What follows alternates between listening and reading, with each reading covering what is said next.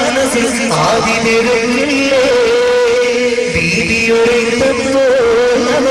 നല്ല ജവാനാണേ സ്നേഹം നിറയും കടലാണ് കാണാൻ ചെറിയൊരു കുടിലാണ് പെണ്ണവളെ കണ്ട് വീക്ക് സുറൂറുണ്ട് പെണ്ണവളെ കണ്ട് വീക്ക് സുറൂറുണ്ട്. ഓടി വന്ന നബിയോട് പറഞ്ഞു, നബിയെ ഞാനാ പോയ വീടുണ്ടല്ലോ ചെറ്റപ്പുര, വളരെ സാധുവായ ഒരു പെണ്ണുണ്ട് അവിടെ, നല്ല സ്വഭാവ, നിങ്ങളോട് അങ്ങോട്ട് പോകാൻ പറഞ്ഞിട്ടുണ്ട്. മാത്രല്ല നബിയെ രസകരമായ ഒരു സംഭവം ഉണ്ട്. എന്തേ? അവര് ആ ഭാര്യ ഭർത്താവും അയ്യൂബ് നബിയെ കൊണ്ട് വിശ്വസിക്കുന്ന ആളാണെന്നാണ് പറഞ്ഞത്. നബി പറഞ്ഞു, വേണ്ട റാമത്തെ, എന്നെ കണക്കണം, അതുകൊണ്ട് കൊണ്ട് പോണ്ട. അല്ല നബി, നിങ്ങളെ രോഗത്തെ കുറിച്ചൊക്കെ ഞാൻ പറഞ്ഞിട്ടുണ്ട്. നല്ല പെണ്ണാ, നന്ദി എടുക്കുന്നു. എടുത്തു കൊണ്ടുപോയി വീട്ടിന്റെ മുന്നത്തേക്ക് കയറി ഈ പെണ്ണ് ഇന്നലെ വരുന്നത് പോരായി നിൽക്കുന്നുണ്ട്. ഈ അയ്യൂബ് നബി അങ്ങോട്ട് കൊണ്ടെന്ന് കയറ്റുമ്പോ തന്നെ പെണ്ണ് ഛർദി വരാൻ തുടങ്ങിയ അയ്യൂബ് നബി റഹ്മത്തോട് പറഞ്ഞു, കണ്ടില്ലേ എന്നെ ഇവിടെ കൊണ്ടുവന്നപ്പോ തന്നെ ഛർദി തുടങ്ങി, അതുകൊണ്ട് നീ തിരിച്ചു കൊണ്ടുപോയി വായിട്ട് നോക്കി എന്നെ മുമ്പ് പോയിക്കോന്നു. തിരികെ നടക്കുന്ന ഈ പെണ്ണ് അവിടെ വിളിച്ചു പറഞ്ഞു, മോളെ കൊണ്ടുപോകണ്ടോ, ഞാൻ ഛർദിച്ചത് ഇബ്ലീസ് എന്റെ മനസ്സിൽ കയറിയിട്ടാ, ഇബ്ലീസിന്റെ കുതന്ത്രം കൊണ്ട് ഛർദിച്ചോതാ, നീ കൊണ്ടുപോകണ്ട, ഇങ്ങോട്ട് കൊണ്ട. അപ്പൊ നബി പറഞ്ഞു, റഹ്മത്തെ, ഇബ്ലീസിന്റെ കുതന്ത്രം കൊണ്ട് ചെയ്തതെന്ന് പറയാൻ പോലും കഴിവുള്ള പെണ്ണ്, നല്ല പെണ്ണ്, അത് തിരിച്ചു കൊണ്ടുവന്നത്. കൊണ്ടുപോയിട്ട് പോരായി ഇങ്ങനെ കിടത്താൻ പോകുമ്പോ പെണ്ണ് പറഞ്ഞു, അവിടെ കിടത്തല്ല, അവിടെ കിടത്തല്ല, അവിടെ കിടത്തല്ല, കുടുങ്ങി, അവിടെ കിടത്തല്ല, ഇവിടെ കിടത്തല്ല, നല്ലല്ലേ എവിടെയാ കിടക്കുക. പെണ്ണുങ്ങൾ പറഞ്ഞു, മോളെ ഈ പുറത്ത് കടത്തിയാലുണ്ടല്ലോ, എന്റെ ഭർത്താവ് വരും, എന്നിട്ട് പുറത്ത് കടത്തിയ കാരണത്താൽ നടുപ്പുറത്ത് ചവിട്ടി, അതുകൊണ്ട് അകത്ത് റൂമിൽ കൊണ്ടുപോയി കിടത്ത്, ഞാനല്ലേ പറയുന്നത്, കൊണ്ടുപോയി കിടത്ത്. ആ വീട്ടിൽ ഒറ്റ റൂമേ ഉള്ളൂ, ആ റൂമിന്റെ അകത്ത് കൊണ്ടുപോയി അയ്യൂബ് നബിയെ കിടത്തി. കുറച്ച് കഴിഞ്ഞ് വൈകുന്നേരം ആകുമ്പോ ഈ പെണ്ണിന്റെ ഫക്കീറായ ഒരു ചെറിയ സഞ്ചിയിൽ എന്തോ ഒരു കുറച്ച് ഗോതമ്പുമായിട്ടാണ് വരുന്നത്. വരുമ്പോ 2-3 സുഹൃത്തുക്കളെയും കൊണ്ടാ വന്നത്. ഞാൻ കൊണ്ടുവന്ന പോലെ 3 കൊണ്ടുവന്നിട്ട് മുറ്റത്ത് വന്നിട്ട് ഭാര്യനെ വിളിച്ചു, പെട്ടെന്ന് നോമ്പ് തുറക്കാൻ എന്തെങ്കിലും ഉണ്ടാക്കുക, 2-3 ആളുണ്ട് എന്റെ കൂടെ നോമ്പ് തുറക്കാൻ. അപ്പൊ പെണ്ണുങ്ങള് പറഞ്ഞു, 2-3 ആളല്ല, 2 ആള് വീടിന്റെ അകത്തുണ്ട്. ഒരു സുഖമില്ലാത്ത മനുഷ്യനും ഭാര്യ വന്നിട്ടുണ്ട്, അവർക്ക് നോമ്പാണെന്നാ പറഞ്ഞത്, അതുകൊണ്ട് ഞാൻ അകത്ത് കയറ്റി കിടത്തിയിട്ടുണ്ട്. അപ്പൊ ഫക്കീർ ഭാര്യനെ തന്നെ നോക്കിയിട്ട് പറഞ്ഞു, അപ്പൊ നിങ്ങൾ കാര്യങ്ങളൊക്കെ പഠിച്ചിട്ടുണ്ടല്ലേ? പെണ്ണുങ്ങൾ പറഞ്ഞു, നിങ്ങളല്ലേ കെട്ടിയോ, പഠിച്ചില്ലെങ്കിൽ മോശമല്ലേ? അപ്പൊ റഹ്മത്തിൽ വെച്ച് അതെന്താ പറഞ്ഞത്? അപ്പൊ പെണ്ണുങ്ങൾ പറഞ്ഞു, എന്റെ മോളെ ആദ്യ കാലത്തൊക്കെ ഇങ്ങനെ ആളെ കൊണ്ടെന്ന് എനിക്ക് ഇഷ്ടമല്ല, ഞാൻ വല്ലാത്ത പറഞ്ഞു. അപ്പോ അങ്ങനെ കിട്ടും, പിന്നെ നല്ലത് പഠിപ്പിച്ച് ഞാൻ റെഡി ആയതാണ്. അങ്ങനെയാണ് ചിലപ്പോൾ നമ്മളെ അവസ്ഥ ഉണ്ടാകുക. പള്ളിയിൽ ഉസ്താദ് പറഞ്ഞ കാലിൽ ചിലപ്പോൾ പുരയിലേക്ക് 2-3 ആളെ കൂടിയിരിക്കുമ്പോ പോയാൽ പുരക്കാർക്ക് നോക്കും, വരുന്നുണ്ട്. നിങ്ങളെ സ്വഭാവം ഞാൻ വരുന്നുണ്ട്. ഈ കാക്കാക്കുമാർ പണി മതി. അപ്പൊ ശരിക്കും ഇവിടെ കുറിച്ച് അറിയുന്ന ഭർത്താവ് ഉസ്താദിന്റെ എന്നിട്ട് പുരന്റെ അവിടെ കയറി കോലായി ഇവനാണ് ഇരിക്കുന്നത്. ഇവനകത്ത് കയറില്ല, കാരണം അകത്ത് മാറ്റേതിട്ട് ഭദ്രകാളി അപ്പൊ ഇവിടെ ജലജോട്ടം വിളിക്കും.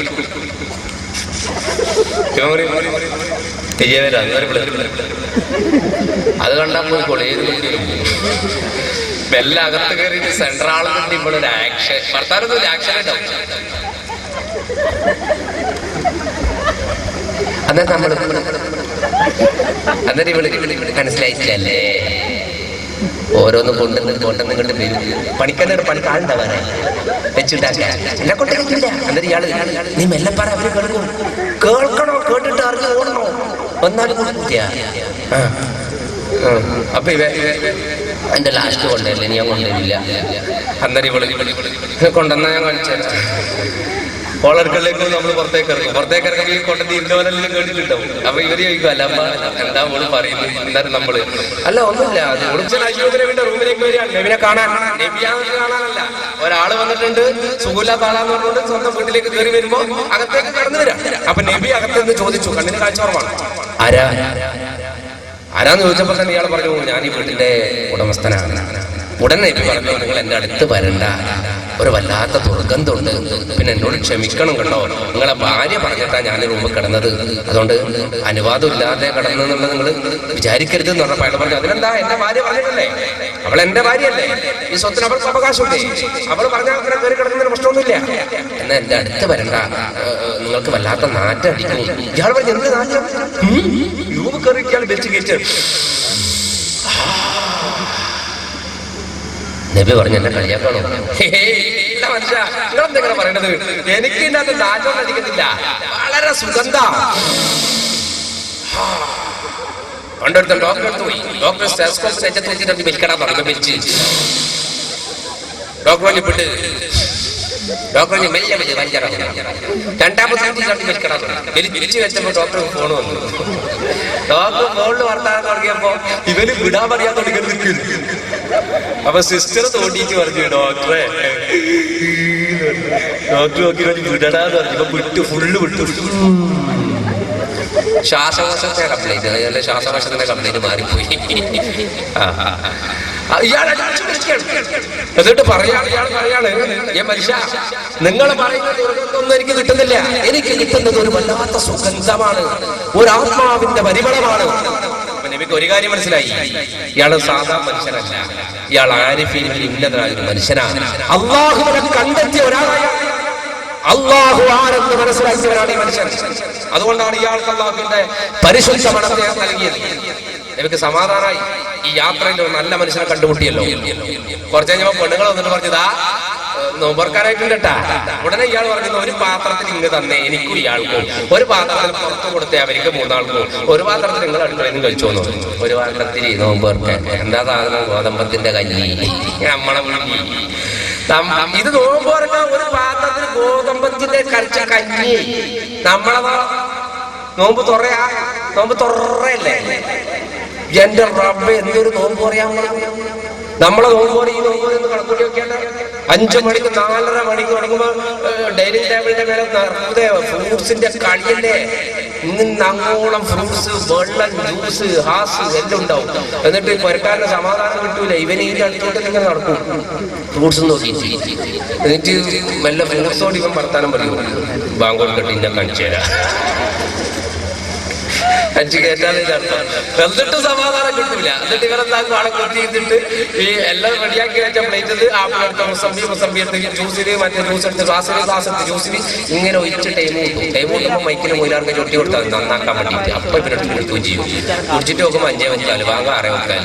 എന്നിട്ട് ഇവൻ പറയും കുട്ടിക്കാക്കാൻ കുറ്റോ, അയാളത്തിനാ മൈക്കിന് ഒട്ടിയെന്ന്. ഇവനെടുത്താഴ്ച കയറ്റിയത് കുറ്റമില്ല, അയാളെ പാവം മൈക്കിന് ഒട്ടിയത് കുറ്റോ. എന്നിട്ടോ ബാങ്കെങ്ങാനും കൊടുത്തു പോയാൽ കഥയും പോകുന്നതിനാണ് കേൾക്കും. ഫുള്ളടിച്ചിട്ട് മൊത്തം തിന്നിട്ട് മകന് നിസ്കരിക്കാൻ പോയിട്ടുണ്ട്. നിസ്കരിച്ചോണ്ട് സുന്നൂതിലേക്ക് പോകുമ്പോണ്ടാവും സേലമില്ലായിട്ട് ഉർമാബാങ്കിന്റെ മണി ഇങ്ങേക്ക് റിട്ടേണ്. മുസല്ലയില് ഉർമാബാങ്കിന്റെ മണി ഇങ്ങനെ ഉരുണ്ടിട്ട് കൊണ്ടില്ല. കിലോന് മോശം